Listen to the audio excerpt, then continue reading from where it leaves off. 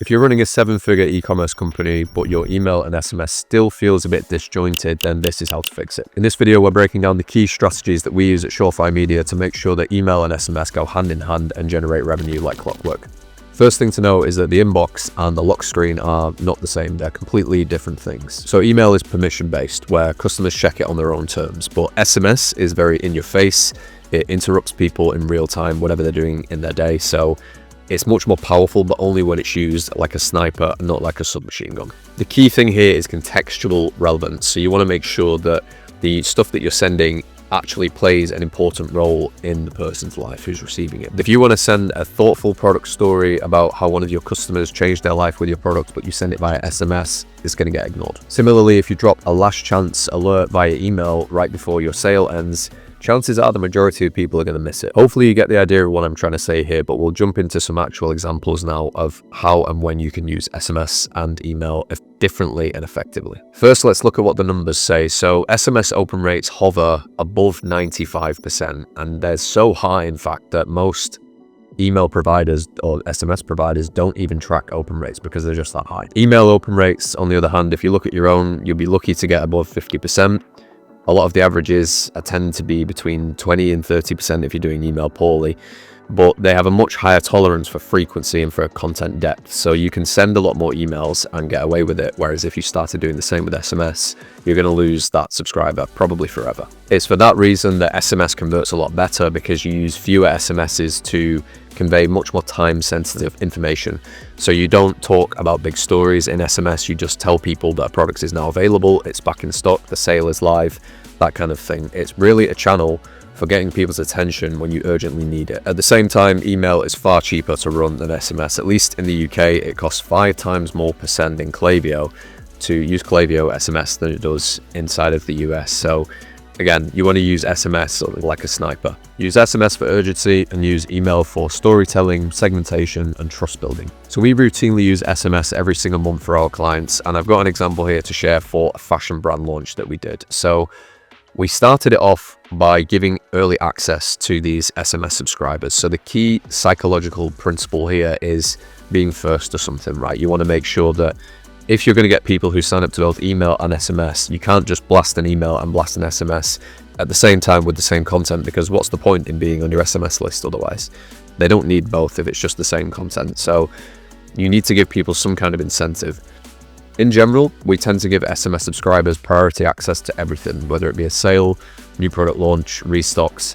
People who are on SMS have signed up and given you an additional way to contact them, additional access to their life, a little bit more intrusive as well than email, and so for that reason they should be rewarded with whatever suits your brand the best. So how this might look for that fashion company then: the people who are on the SMS subscribers should get early access to the launch, where they get first dibs on the products, and then the people who are on email might get a delayed access. It might be a day later. You could do 12 hours, 24 hours, however many hours you want to do it, but the whole point is that you have an additional perk if you're on that SMS list. Then you want to follow up more with email. So if you do day 1, the SMS subscribers, day 2, the email subscribers, and then day 3, 4, 5, you do all email. And then you don't use SMS again until the final day. Again, if this is a sale, for example, you wouldn't want to hit people more than twice in the space of maybe 5 days. I don't know. Again, that's just a thumb rule, but in general, we do early access, and then we do one last final reminder right before the sale is about to close, and that's typically between 3 and 6 hours before the sale closes. So something like that. In this case, for the product launch, we did the final day reminder before the product sold out or something like that. Again, you can change this how you like, but make sure that the strategy is different in SMS to your emails. Another example for a supplement company might be if you consider that email is for value-driven stuff. So we've tried this before, where we tried to send some blogs via SMS just to test it. Super high unsubscribe rate. Don't do that. It will absolutely kill your list. So literally for SMS, keep it very short, keep it urgent, because why should they be receiving a notification from you? Personally, I have all of my notifications, bar a few, on my phone muted, and I check them in my own time so that I can stay in some sort of flow state when I'm working mainly. Otherwise, I just get pinged by so many different things, and it really bugs me when I've subscribed to an SMS and it comes through and it notifies me on my phone and it's from a brand. I don't like receiving SMS. I just do it for work purposes, to be honest, to keep an eye on competitors and things like that.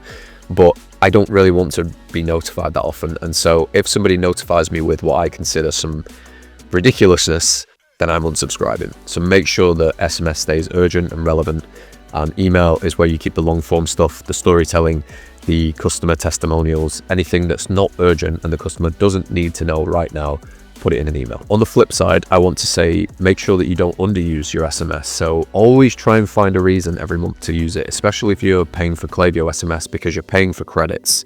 So try and find some reason, but again, don't go overboard where you're sending nonsense to people.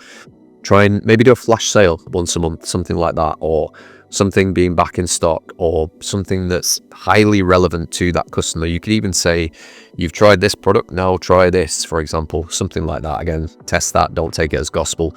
But the whole point is, I see a lot of brand who collect these phone numbers, pay huge bills to contact them, but then don't really use it and don't use their credits. So as a bare minimum, put them into your flows so that you've got a welcome flow for SMS and a welcome flow for email separated, and then you can better track which is converting and whatnot, and when people are receiving stuff. Just don't waste it, but also make sure you are contacting people semi-regularly, minimum of once per month. If you can't think of a reason, you can always do some kind of flash sale, or you can do some kind of product highlight that's highly relevant to what a person has been looking at, or if something's back in stock, or just something. The point is that I see a lot of brands who collect these phone numbers and they pay huge bills to be able to send SMS, but then they don't send because either they can't think of something or they don't want to annoy people, which is even worse. If somebody has given you their number, then it means that they've given you permission to contact you, they're interested, and there's no ambiguity of whether or not they signed up, which sometimes that can happen with email. These people want to hear from you, they've signed up, they're expecting communication, so don't be shy with it. I just told you that I don't like receiving SMSs, but I still respond to them sometimes, or I still go and check out products I've even bought from SMS before. The third thing I want to mention here is not to treat your email like a discount channel. If anything, that's more so what SMS should be for. With your emails, you want to make sure that you're leveraging brand storytelling and you're leveraging the real benefits of your brand there, and you're leading with that. I can't tell you how many brands I've worked with where they've just sent too many discounts, and as a result of that, people don't really respond to them anymore, and they don't buy if there's not a discount there either, because they know that, well, there's going to be another discount in a few days, and there might be a bigger discount in a few days, and so I'm going to hold off buying, and it just kills your list. So don't lead with discounts there. Don't treat it as a discount channel. Only make sure you're doing them relatively sporadically, and build story and build value and lead with value first, and lead with your brand first in email.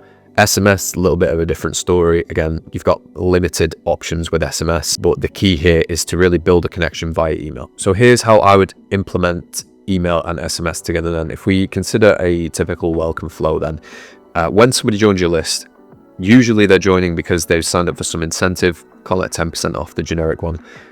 You want to make sure that you get that discount into their hands as soon as humanly possible, and so for that reason, I always send the SMS first and just give them the discount. Here you go, here's the 10% off, whatever it may be.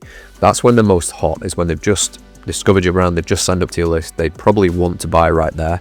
You need to put that discount in front of them as soon as possible, because before you know it, someone's at the door, or their phone rings, or the dog starts barking, or something happens and people get distracted.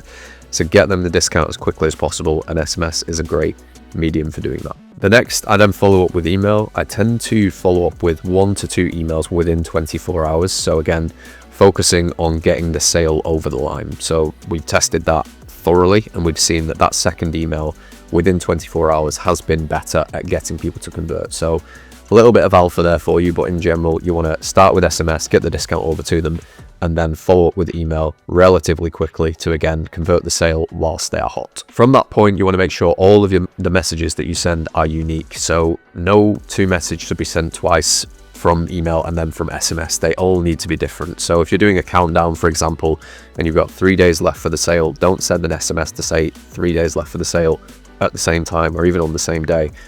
Alternate the days. So do 3 days with email and then do 2 days with SMS, and then so on and so forth, so that you keep those messages unique. Make sure you're also respecting the timing as well of when you're sending SMS. So typically you've got a quiet hours function with Klaviyo. We tend to turn that off for the first welcome SMS, because if somebody's just given you their number, then chances are, regardless of what time it is, texting them shouldn't be a problem. So we tend to turn that off, but for the rest of them, the flows that we use and the campaigns as well, we make sure that we don't contact people out of hours. And in fact, I believe it's illegal in some places to contact out of hours. So yeah, you need to be careful of that. So don't send your texts at stupid times, and just make sure that you kind of respect people's privacy, I guess. And the final tip is to segment by behavior. So if you've got a person who's already bought, let's say from the welcome flow, they've already made a purchase, make sure you're not targeting them again with a reminder about their discount. Don't try and extort a second sale out of them.